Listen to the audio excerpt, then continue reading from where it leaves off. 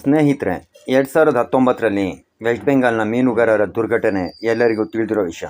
ಆದರೆ ಇತ್ತೀಚೆಗೆ ಸೋಷಿಯಲ್ ಮೀಡಿಯಾದಲ್ಲಿ ಅದರ ಒಂದು ಪೋಸ್ಟ್ ತುಂಬ ಸುದ್ದಿ ಮಾಡ್ತಾ ಇದೆ. ಅದರ ಬಗ್ಗೆ ಒಂದಿಷ್ಟು ಮುಖ್ಯ ಸುದ್ದಿ. ಅಂದು 15 ಜನರ ಮೀನುಗಾರರ ತಂಡ ಎಂದಿನಂತೆ ಮೀನುಗಾರಿಕೆಗೆ ವೆಸ್ಟ್ ಬೆಂಗಾಲ್ನ ಬೇ ಆಫ್ ಬೆಂಗಾಲ್ ಸಾಗರಕ್ಕೆ ಇಳಿಯುತ್ತೆ. ಸಾಗರದ ಮಧ್ಯಭಾಗದಲ್ಲಿರುವಾಗ ಇದ್ದಕ್ಕಿದ್ದಂತೆ ಗಾಳಿಯ ಒತ್ತಡ ಹಾಗೂ ಸಮುದ್ರದ ಅಲೆಗಳು ತುಂಬ ಜೋರಾಗುತ್ತೆ ಹಾಗೂ ಮಳೆಯಿಂದ ವಿಪರೀತ ಅಲೆಗಳ ಆರ್ಭಟ ಶುರುವಾಗುತ್ತೆ. 15 ಜನರಲ್ಲಿ 14 ಜನ ಕೊಚ್ಚಿಕೊಂಡು ನೀರು ಪಾಲಾಗ್ತಾರೆ. ಆದರೆ ಅದರಲ್ಲೊಬ್ಬ ಮೀನುಗಾರ ಮಾತ್ರ ಸಾಗರ ತನ್ನ ವೈರಿ ಅಲ್ಲ, ಇದರಿಂದ ನನ್ನ ಬದುಕು ಎಂದು ಭಾವಿಸಿ ಸುಮಾರು ಹೊತ್ತು ತನ್ನ ಮೀನಿನ ಬಲೆ ತಗಲು ಹಾಕೋ ಬಂಬೂ ಸಹಾಯದಿಂದ ಮೇಲೇರ್ತಾನೆ.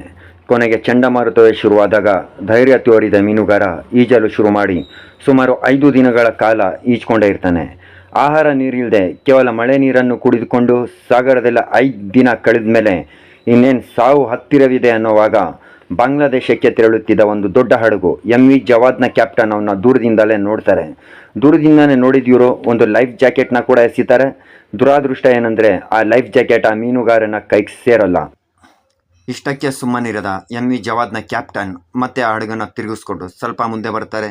ಇನ್ನೊಂದು ಲೈಫ್ ಜಾಕೆಟ್ನ ಮೀನುಗಾರನ ಹತ್ರ ಎಸಿತಾರೆ. ಆದರೆ ಈ ಟೈಮ್ ಮಾತ್ರ ಆ ಮೀನುಗಾರ ಮಿಸ್ ಮಾಡಿಕೊಳ್ಳದೆ ಅದನ್ನು ಪಡೆದು ಅದರ ಸಹಾಯದಿಂದ ಹಾಗೂ ಆ ಹಡಗಿನಲ್ಲಿದ್ದ ಮತ್ತಷ್ಟು ಕಾರ್ಮಿಕರ ಸಹಾಯದಿಂದ ಮೇಲೆ ಬರ್ತಾನೆ. ಮೀನುಗಾರ ರವೀಂದ್ರನಾಥ್ನ ಧೈರ್ಯಕ್ಕೆ ಮತ್ತೊಂದು ಧರ್ಮದವನು, ಅನ್ಯ ದೇಶದವನು ಎಂದು ಲೆಕ್ಕಿಸದೆ ಇವನಿಗೆ ಮತ್ತೊಂದು ಜನ್ಮ ಕೊಟ್ಟ ಶಿಪ್ನ ಕ್ಯಾಪ್ಟನ್ MD ನಾಸೀರ್ ಉದ್ದೀನ್ ರವರಿಗೆ ಇಡೀ ಭಾರತದ ಜನತೆಯ ಪರವಾಗಿ ಒಂದು ದೊಡ್ಡ ಸಲಾಂ.